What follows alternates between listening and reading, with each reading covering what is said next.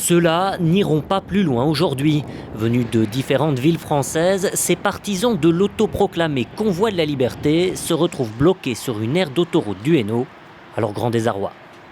Et en fait, on est bloqué là depuis ce matin 6h parce que on a une plaque française et Bruxelles ne veut pas apparemment de nous chez eux. Et c'est ce qu'on nous a dit ce matin. Alors les policiers compatissent à notre situation. On a passé la nuit dans la voiture pour arriver vraiment, parce qu'il y avait des bruits qui couraient comme quoi les frontières pourraient être fermées, des contrôles. Et nous, on voulait vraiment aller à Bruxelles, c'est symbolique. Un corps d'intervention de la police fédérale empêche effectivement depuis 5 heures ce matin tous les véhicules marqués d'une plaque française de quitter les lieux. Une situation qui n'est pas une exception selon cette sympathisante belge venue ravitailler le groupe.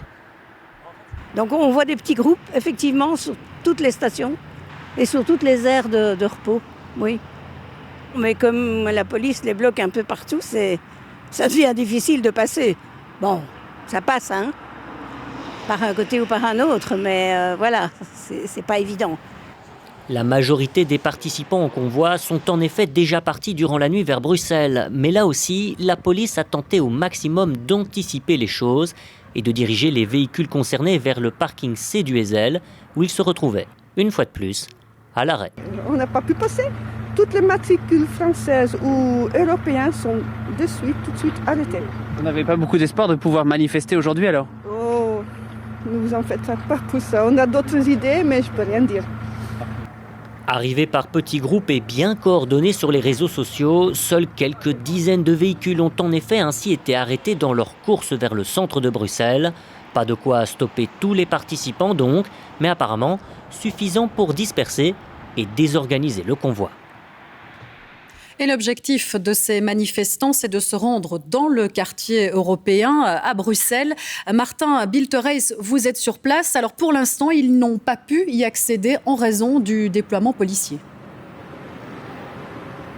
Oui, bonjour Ophélie. Effectivement, un dispositif policier important partout en région bruxelloise, mais encore un peu plus ici dans le quartier européen où je me trouve actuellement. Vous voyez sans doute derrière moi l'autopompe, les barbelés ou encore les combis de policiers. C'est un quartier sensible, vous le savez, théâtre de plusieurs débordements en marge des manifestations contre les mesures sanitaires ces dernières semaines. Alors ici à Bruxelles, le bourgmestre de la ville parle au total de plus d'1 millier de policiers mobilisés, mais c'est toute la région qui est sur le pied de guerre. Les manifestants du convoi dit de la liberté, font face à beaucoup de contrôles depuis hier soir. À chaque bretelle de sortie du ring, des contrôles systématiques sont organisés, type barrage filtrant. Une partie de l'autoroute E40 a même été fermée ce matin. Objectif que les manifestants ne rejoignent pas le centre-ville et spécifiquement donc le quartier européen ici.